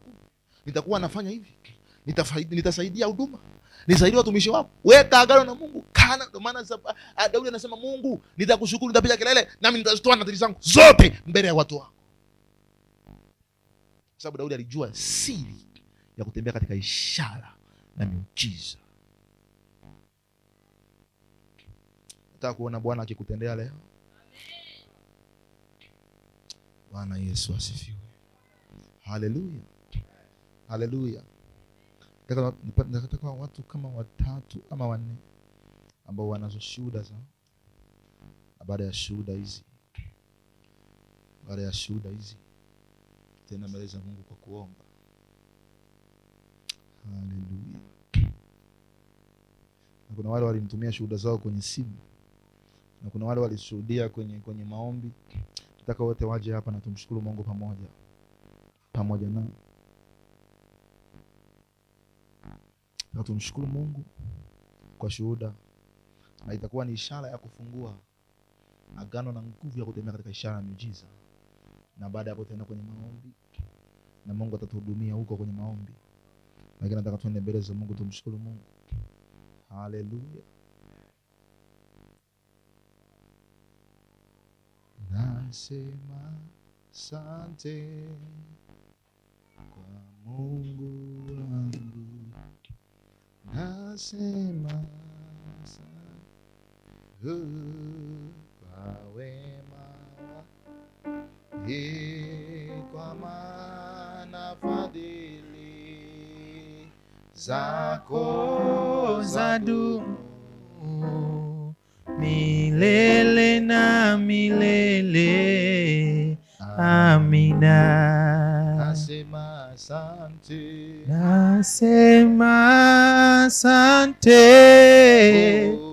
kwa wema wako. Nasema asante kwa wema wako, kwa maana fadhili zako zadumu milele na milele. Amina. Nataka happiness uje umshuhudie na umshukuru Mungu kwa kile ambacho kilikuwa kijafanyika siku nyingi na Mungu akafanya kwako. Okay. Kweli nimemwona Mungu binafsi. Siwezi kushuhudia mbele za Mungu ambacho sijaona. Bwana asifiwe. Amen. Kweli nilikuwa ninahitaji fedha. Bwana asifiwe. Na pia kamwambia Mungu, fedha zije kwangu na mimi nifanye kazi yako. Bwana asifiwe. Hakika siku mtumishi akawa anatufundisha masomo namna ya kuweza kufanya, akawa anatupa mbinu namna gani tuweze kufanya ili tuweze kuondokana na hali ambayo tulizo nazo. Bwana asifiwe. Kweli nilizingatia na nikaamini moyoni mwangu nitafanya zaidi ya pale ninavyofanya. Kweli fedha zilikuwa zimenikosa kama miaka mingapi nyuma. Nilikuwa nafanya fedha ya kula tu. Unajua fedha ya kula, unaenda kazini unakuja na fedha ya kula, na fedha ya kula unapokuja nayo haitoshi. Bwana asifiwe. Sasa nikawa namwambia Mungu, mimi nitakuwa mtu wa namna gani, nitakaa namna gani, nitakaaje hivi miaka yote? Siku moja nikaenda kazini, jinsi ambavyo tulikuwa tunafundishwa, kweli nikabadilisha mfumo. Bwana asifiwe. Nilipobadilisha mfumo, nilipofika kule kazini, na sasa hivi nafanya kazi kiwepesi kabisa. Tena naweza nikaenda siku 2 na nikarudi na fedha ya kutosha. Bwana asifiwe. Yesu, makofi na vigelegele. Siku hiyo hiyo nilimpigia simu usiku, nikamwambia kweli nimemwona Mungu. Amen. Mungu wa madhabahu hiyo amenifanyia. Bwana asifiwe. Bwana Yesu asifiwe. Amen. Na mimi Mungu ninajua ataenda kunifanya nikiwa kama mfereji. Bwana asifiwe. Mpe Yesu makofi na shangwe. Haleluya. Nilikuwa nimeandaa pale nyumbani, nilikuwa nimeandaa kama mbao za kuanza ujenzi. Nikasema siwezi kufanya jambo lolote lile, nyumba ya Mungu bado haijaezekwa. Zile mbao zote jana nilimuita, tukaenda tukaziangalia zote, nikafanya nini? Nikazitoa kama mbao 100. Bwana asifiwe. Shangwe. Bwana asifiwe. Hakika nimemuona na ninaomba Mungu azidi kunifanya niwe mfereji. Mpe Yesu shangwe nzuri na makofi. Haleluya. Ninahitaji nifanye kazi ya Mungu, yani fedha zote ambazo nazipata kweli na mimi Mungu anifanye niwe mfereji. Tumpe Yesu shangwe nzuri kwa na makofi. Kwa sababu ipo kazi nyingi sana zinahitaji mahali hapa. Amen. Watu wa huku Nyamangomango, Buhongwa, wapi wanahitaji gari, na kweli ukiangalia mkono mmoja huwa hauvunji chawa. Bwana asifiwe. Lazima tunahitaji tusaidiane, tubebeane mizigo. Watu wa Kisesa wanahitaji magari, lakini mkono mmoja hawezi kuvunja nini? Kuvunja chawa. Bwana asifiwe. Haleluya. Nina imani Mungu ataendelea kufanya na kufanya na kufanya na kufanya, na atakuwa mfereji. Tumpe Yesu makofi na vigelegele. Nazifungua mbingu pia kwa ajili yako katika jina la Yesu. Nazifungua mbingu pia kwa ajili yako kwa jina la Yesu. Sijui kama umeelewa ushuhuda huu.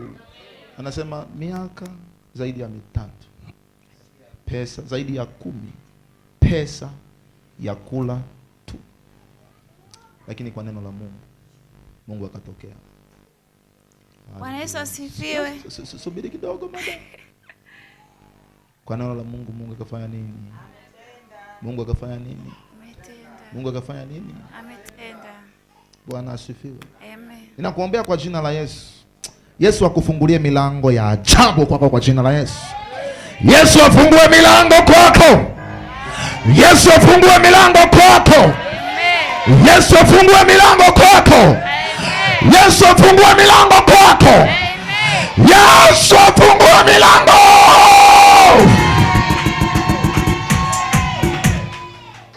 Haleluya. Boyo amezungumza maneno haya na anasema hawezi kushuhudia ikiwa Mungu kweli hajatenda. Aliyefanya kwake afanye na kwako. Amen. Aliyefanya kwake afanye na kwako. Amen. Na jana alitoa mbao 100, tunamtukuza Mungu kwa ajili yake. Aha. Na wewe Mungu akikubariki tutaona. Nilikwambia mwingine aleta mabati 80. Baba yule ameleta mbao 100. Na tulisema wiki ijayo tunawezeka, na unaona tunaanza kuwezeka sasa. Imani ni kuwa na hakika ya mambo. Wewe kama bado hujaanza kuamini au hujaanza kumjua. Hapa nina shuhuda za watu wawili. Mwingine alinitumia message ndefu, atakuja hapa ashuhudie na mshukuru Mungu. Na mwingine aliniambia kwenye maombi, naye nafikiri anajua na atakuja hapa amshuhudie Mungu na mshukuru Mungu. Karibu madam. Bwana Yesu asifiwe. Amen. Napenda kumshukuru Mungu kwa matendo makubwa watendea watoto wangu. Amen. Walikuwa hawalali. Yaani ikifika usiku kuanzia saa 7 za usiku watoto usingizi unakata. Kama huyo mkubwa anakuwa anashtuka, unashangaa analala lakini akija ushtuka mama, unajiuliza ni nini kinachomshtua, unashindwa kuelewa. Saa 7 usiku. Saa 7 usiku hata paka saa 8. Akija kupata usingizi saa 9 saa 10 na penyewe analala kwa kustuka. Sasa huyo mdogo anaweza kakaa kabisa akawa anakuambia mama naogopa. Ukimwambia nini anasonta. Falme za giza zinapotesa watu. Lakini Mungu anatendea watu, na kama anavyotendea watu akutendee na wewe. Siku ya Jumapili moja mtumishi nilikwambia uwekee watoto wangu mikono. Saidie kushika mic, mshikie mic. Kwanza hiyo siku wanangu analala. Msaidie. Analia. Nalia kwa furaha, sio kwa huzuni. Nalia kwa furaha. Nalia kwa furaha kwa sababu ni matendo makuu sana na Mungu amewatendea. Tumpe Yesu makofi na vigelegele. Wanalala mpaka asubuhi saa 2, kitu ambacho ilikuwa sio kawaida kwa watoto. Wanalala mpaka asubuhi saa 2. Asubuhi saa 2, hata mimi. Kitu ambacho kilikuwa sio cha kawaida. Ilikuwa sio kawaida. Tumpe Yesu shangwe nzuri na makofi. Haleluya. Aliyemtendea mama huyu akutendea na wewe kwa jina la Yesu. Aliyemtendea akutendea na wewe kwa jina la Yesu. Aliyemtendea akutendea na wewe kwa jina la Yesu. Haleluya. Amen. Kuna saa falme za giza huwa zinasimama. Kuna saa falme za giza huwa zinasimama kinyume cha watoto. Na ndio maana huwa kuna umuhimu wa kuweka watoto wakfu mbele za Mungu. Mama huyu analia kwa uchungu. Inamaanisha vile ambavyo alikuwa hataki na hapendi ile ada. Usiku mtoto anaamka na mama anaogopa. Unaogopa nini anakusontea? Nguvu za giza, falme za kuzimu. Maagano ya nyumbani kwao kabla hawajazaliwa na kabla mama yao hawajazaliwa. Niwakwambia kuna ushuhuda mmoja, mwanamke mmoja nikamhudumia, anaishi Mkoyoni. Sasa mtoto wake alikuwa anajua kila kitu akiwa chekechea. Anajua na kusoma na kuandika na kila kitu. La kwanza anajua, la pili anajua. Kama mtoto alifika la 3 na la 4 akasahau mpaka kuandika jina lake. Can you imagine? Falme zake zinapowatafutaga watu. Sasa huyo Mungu amsaidia, alimsaidia maroho ya giza yakamtafuta akiwa mdogo. Akimtafuta akiwa chuo anakuwa kichaa. Ndio ile unasikia alikuwa chuo kikuu akawa kichaa. Nimewahi kusoma na watu wakawa vichaa mpaka leo ni vichaa. Mungu wa mbinguni akutendee. Njoo nikuombea. Au bado una ushuhuda mwingine? Patia ushuhuda. Bwana Yesu asifiwe. Amen. Ushuhuda wa pili, Jumapili ya kumtegemeza mtumishi wa Mungu. Mimi nilitoa, lakini nilipofika nyumbani Mungu akaniongezea zaidi na nilichokitoa. Mpe Yesu shangwe na makofi kwa ajili yako. Yesu aliyemtendea akutendee na wewe kwa jina la Yesu. Yesu aliyemsaidia akusaidie na wewe kwa jina la Yesu. Yesu aliyembariki akubariki na wewe kwa jina la Yesu. Yesu huyo ni yule jana leo na milele. Amen. Amen.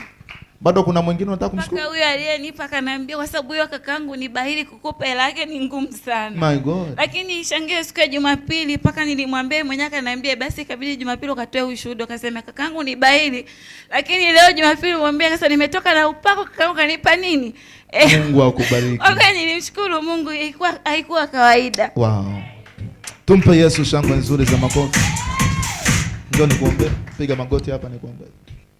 Katika jina la Yesu Kristo leo ninaamuru baraka za Ibrahimu, Isaka na Yakobo mbingu zifanye kwa ajili yako.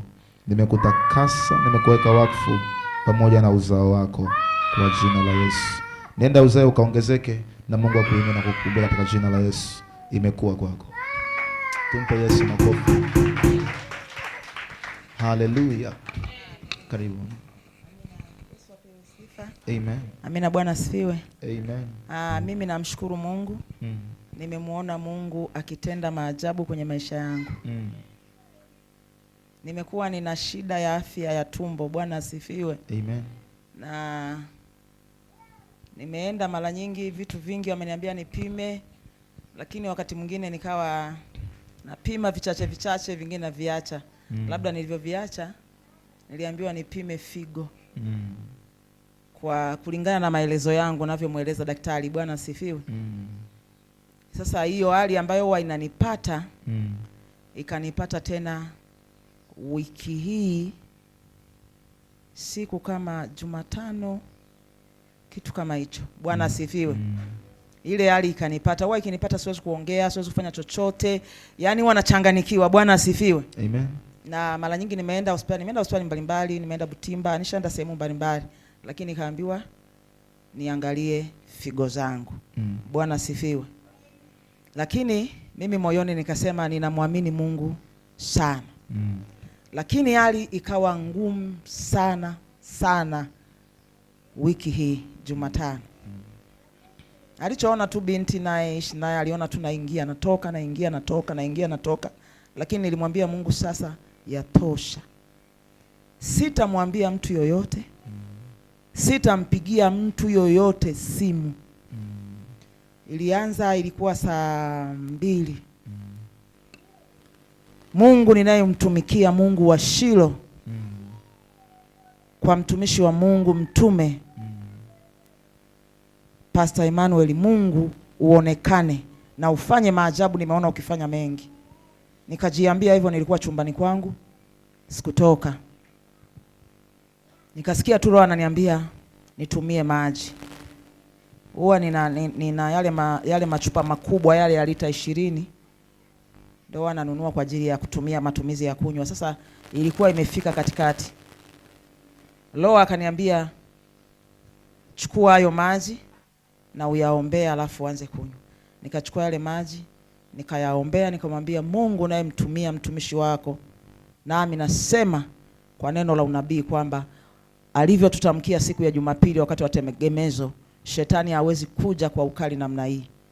Na mimi nasema kama mtumishi wa Mungu alivyosema, hivyo vitu vimekuwa vya kwangu na mimi nakataa magonjwa ya Misri. Nikaanza kutumia yale maji, wapendo. Zilikuwemo kama lita 5. Kama lita 5 kuelekea lita 4. Lakini naumwa sana. Nikikwambia naumwa sana, huwa naumwa sana. Mpaka huwa wanastuka wakati mwingine niko tu hospitali. Wanapiga simu niko hospitali tayari. Lakini Jumatano nikasema hapana. Shetani sasa imetosha. Nikasema nasimama na neno la mtumishi wako alilotuombea madhabahuni wakati wa tegemezo. Sipigi mtu simu na stoki hapa. Lakini Roho akaniambia maji, nikachukua maji nikayaombea. Nikamaliza nikaanza kutumia yale maji. Mpendwa, nilikunywa yale maji yote yakaisha. Nikaanza kusikia kizunguzungu na weweseka. Na weweseka, ninazunguka chumbani naomba, na weweseka narudi kitandani ninalala. Bwana asifiwe. Mungu akafanya nini? Ilipofika saa 8 nikasikia kama kupush. Nikasema siendi nje. Nikakaa kwenye kopo nikapush. Ulitoka mlenda, nikachukua mti nikawa nachukua ule mlenda mweupe kama maji. Ninauchukua mlenda ule na unyanyua hivi na mti, na unyanyua hivi na mti, afu nikaurudisha. Nikasema kwa hiyo shida siku zote ndio hii. Lakini nataka kuuona ule mlenda labda kama umekaa kwa namna ya usaa, namna ya kuoza, lakini ni mweupe pe. Tangu saa 2 ninahangaika mpaka saa 8 sijatoka chumbani kwangu. Wakati huo ilimaliza kutoka tu, nikasikia pale nimefunguka, nikasikia nimekuwa mzima. Sijamaliza hata dakika 2, mtuma akanipigia simu. Aliponipigia simu akaniambia Bwana sio, nikamwambia amina. Akaniambia alinisalimia afu sijasikia, akanirudia mara 3. Shalom, shalom. Nikamwambia amina, amina, uwe na amani. Akaniambia nilikuwa na kukumbusha, unaenda lini kufanya check up ya figo? Nikamwambia Mungu ameniponya dakika 2 zilizopita sasa hivi. Haleluya. Akaniambia kwa hiyo unasema? Nikamwambia sina haja tena ya kwenda kucheki figo. Kilichotoka sijawahi. Nikamuelezea kama nilivyo waelezea. Bwana sifiwe. Akufanyie na wewe operation katika jina la Yesu. Yesu Kristo akufanyie na wewe operation katika jina la Yesu. Na achilia uponyaji kwenye maisha yako kwa jina la Yesu. Amen. Ninamshukuru Mungu sana kwa hilo. Amen. Mungu awabariki. Amen. Amen. Acha nikuombee neema ya Mungu na baraka za Mungu. Katika jina la Yesu Kristo mwana wa Mungu, ninazifungua mbingu kwa ajili yako na ninafungua rehema za Mungu zikufunike. Ule uponyaji wa Mungu sasa kae ndani yako. Kae ndani yako kwa jina la Yesu. Naachilia uponyaji tangu sasa. Operation ya kwenye ulimwengu wa roho ifanyike ndani yako. Mungu wa Isaka na Yakobo akufungue kabisa. Efata! Sema Efata.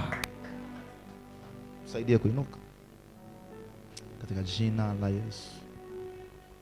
Hakuna tena kumbukumbu ya mateso na magonjwa kwako. Bwana amekufungua tangu sasa. I set you free, body, spirit and soul. Be healed in the mighty name of Jesus. Kama Bwana alivyozitakasa figo, umetakasika. Uwe hai. Tumpe Yesu shangwe nzuri sana kwa.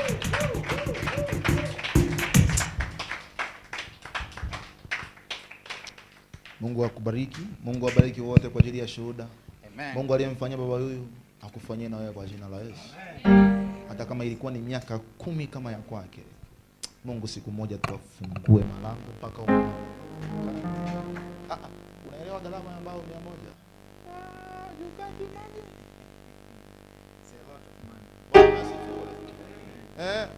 Unaelewa gharama hiyo sadaka?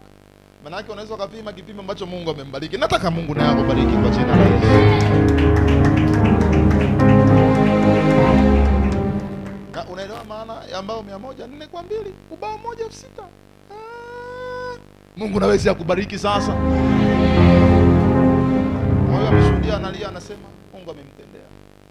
Mungu akutendee na wewe. Aliyemponya mama huyu mwingine figo, akuponye magonjwa yote. Wala Misri haitakupata. Saa muujiza unaisha. Umekamilika pa. Baba akaniambia mpigie simu muulize. Anaenda kupima au amepona. Na sikuwa na ile wala sikuwa na wala Mungu alikuwa amenisemesha chochote kuhusu uponyaji wake. Sasa yote ile utakapoiita madhabahu kukusaidia itakusaidia. Kila siku nakwambia madhabahu hazilingani nguvu na hazitoshani nguvu. Popote unapokuwa kwenye tabu yako, iite madhabahu ya mwambie Bwana nasimama kwenye madhabahu yako. Naomba unisaidie. Mungu wa mbinguni awatendee kwa jina la Yesu. Sema juu tumshukuru Mungu kwa ajili ya shuhuda hizi.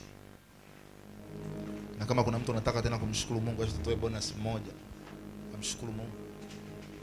Na kama hakuna, sema juu tumshukuru Mungu kwa ajili ya watu wa Mungu ambao wamshukuru Mungu kwa shuhuda zao.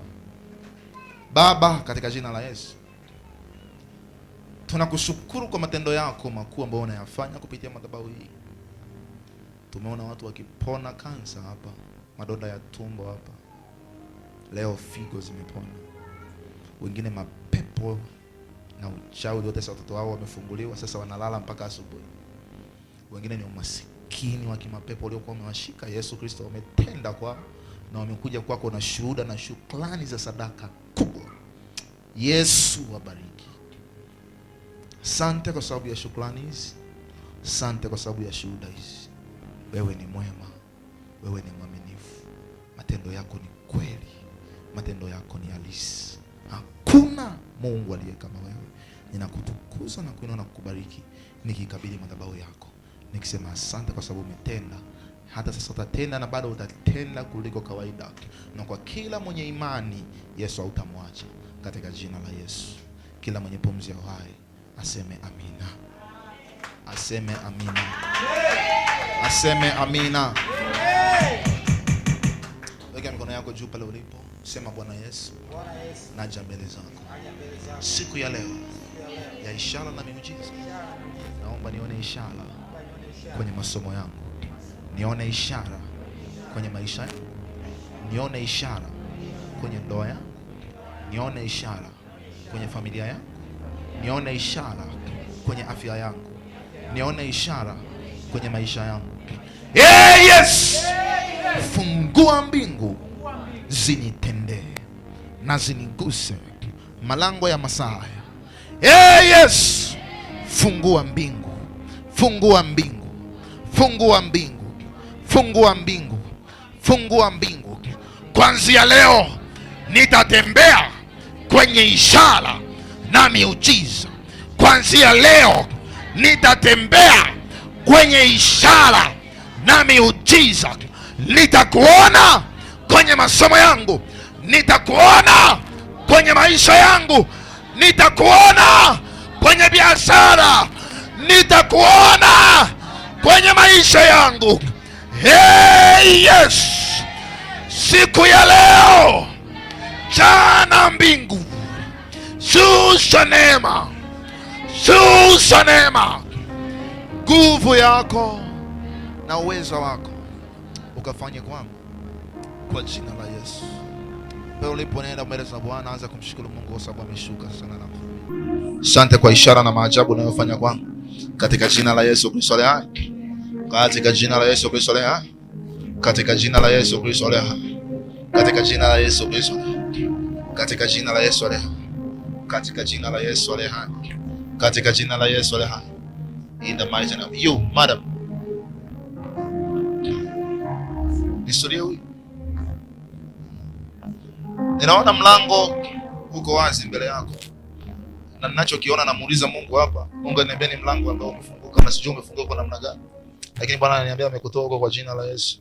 Na mimi nakuvuta sasa kwa damu ya Yesu Kristo mwana wa Mungu hai. Ninakuita Matilda Joy. Na Yesu sasa kufanya kuwa hai katika jina la Yesu. Leta hapa nimuombe. Leo mchungaji mkazi hayupo, kwa hiyo hamna mtu wa kumsaidia na nguvu. Kai. My gosh. Rabadia basota biatu. Hivi mwambie watumishi wa Mungu hapa waache kupenda Mungu tumbo. Razota inda makoria sika.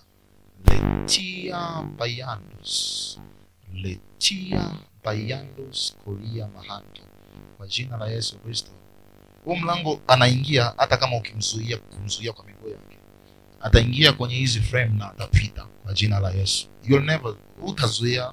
Yes, utazuia. Kwa jina la Yesu.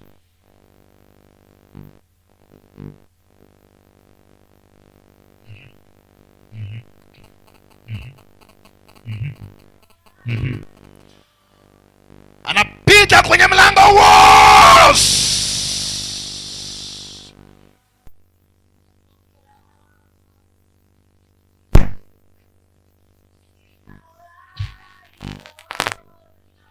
Weka mkono kwenye kitovu chake.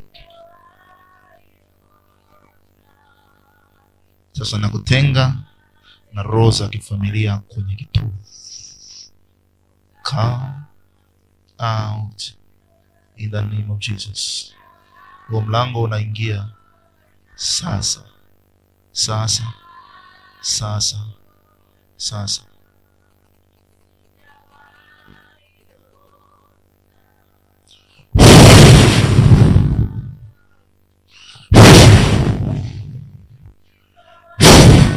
Nataka uweke kwa mbele. Nataka uje huku. Yes. Mwinu. Nenda kwenye kinanda mtu wa Mungu.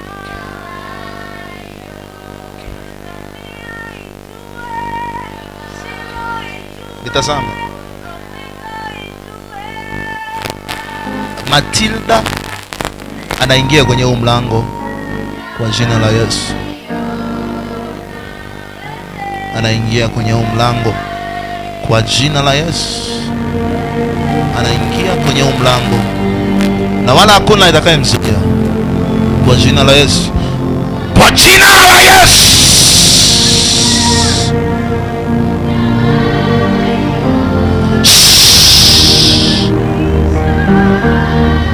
Wache